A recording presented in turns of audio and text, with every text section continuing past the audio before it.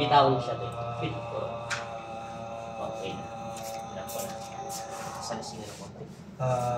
Huwag mong gagalawin niya. Huwag mo. Ako lang. Ako lang. Walang mensa. Huwag mong galawin siya. Huwag. Matatanggal yan siya. Normal lang. Huwag mo lang siya lalagyan ng power.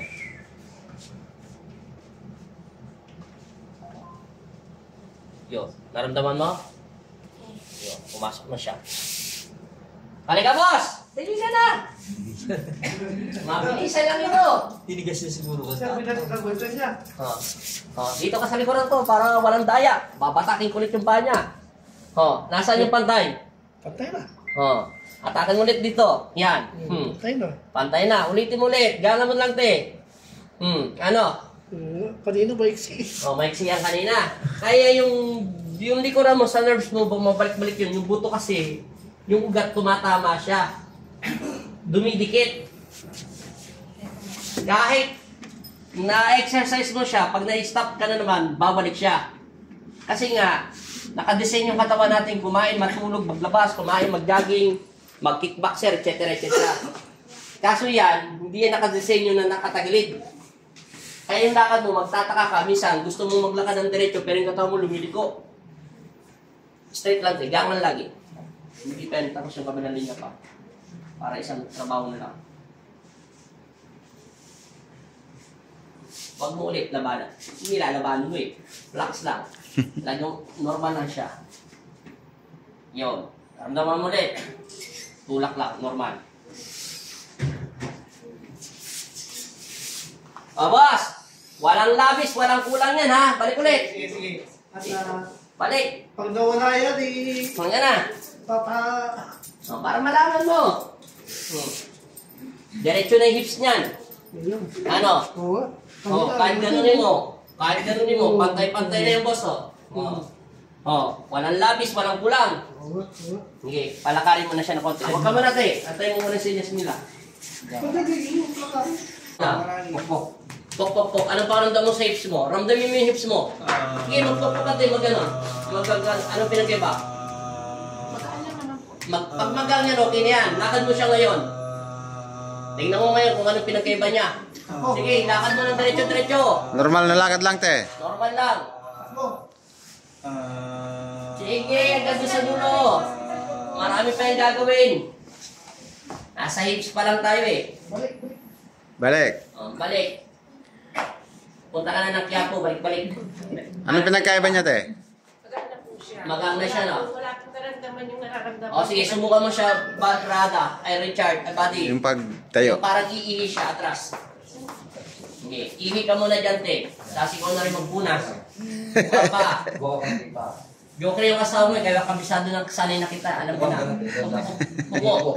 Hindi ganyan, parang kang ihi. Hindi, garang ka na, no? Yan, ihi ka. Kunyang ihi ka. Squat. Yan, ihi ka. Sige, bagsak mo. Sige.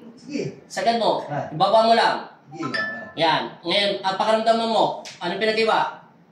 Ano lang po dito, parang sumisigip yung muscle. Doon tayo sa tuhod, wala tayo dyan. Mamaya na dyan, di pa tamig mo. Sa singit lang at sa lower back ang sinasabi ko. Ano? Sa likod, wala naman po. Okay, tayo ng dahan-dahan. Anong upo, ganun ulit. 3 beses yan. Sa tuhod, mamaya pa yan. Pagka binay-mechanics ka na. Anong pinag-iba? Wala naman po. Wala na siya? Okay na yan. Mabilis pa yata ang gumaling nanay mo kaysa sa'yo eh. Dito ka, te. Okay, diyan ka naman. Diyan ka naman nila bubugin. Diyan ka naman mag-alignment para sa tuhod mo at saka sa lower back mo. Yung kanina, sa singit lang yung pinagawa ko sa'yo. Biomechanics kayo yan. Please. Hindi niya na sana naramdaman yan. Yung ginagawa ko. Baba. Okay. Lahat mo nagagamot dito. Ang hindi ko lang kayang gamutin yung mga marites at singgit. Ingat, te. Hindi naniniwala. At saka yung hindi naniniwala kay Kristo, sinusubukan lang kami. Hindi namin kaya gamutin yun. Dahil lang Diyos ang nagkakagamot sa inyo. Sige pa, hinga pa. Yung marites, meron gamutin. Yan, bugsak mo, te. At saka inggit. Yan. Pero yung mga Diba? Ito lang. Papabangon. inayos lang yan. Yan yung dugo mo. Ngayon pa lang yan gumagana. Yung therapy mo, modelo. Pero hindi ka talaga pwede sa therapy. Pang Cairo ka. Dapat yung binayad mong 2,000 sa isang linggo 3 beses, pinambayad mo lang sa Cairo, di ka na pumunta rito. Tapos na yan. Pang Cairo kasi yan eh. Kasi yung paa mo hindi pantay. Paano naman mate-therapy yung buto? May straight ba yun ng kuryente? Di ba? Nakita mo, boyfriend? Nakita mo yung ganito mo, ganyan yung agwat ng... May malik mata tayo. Kalaki. Tingnan ko din. Kahit anong atak ko. Ay, bengkong yan.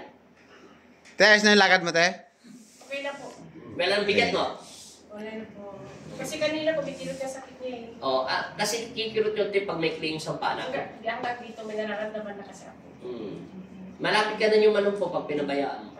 Pag gano'n. Pag umabot na rin yung sakit hanggang doon sa may paa, may tumutusok na hanggang dito. Naabot din hanggang pwede. Tama yung sinabi ng doktor mo, L4, L5, nerves. Oh, totoo yun. Agree ako doon sa sinabi ng doktor mo. Kaya ka nga niya nirefer sa therapy. Ang masama, hindi gagana sa therapy yun. Doon ka muna pumunta sa Cairo. Pagkatapos doon sa Cairo, magpa-therapy ka. At least, yung pera binabayad mo, Hindi lugi. Ito, kaya na namin. Pero, Gagaling ka agad. Mahal nga yung magpa-Cairo. Diyan nga sa Pampanga, oh. Diyan sa may Angeles, diyan lang sa may intersection ng Santa Rita. Nag-inquire. Maiksi ang paa ngayon. Tuwid na.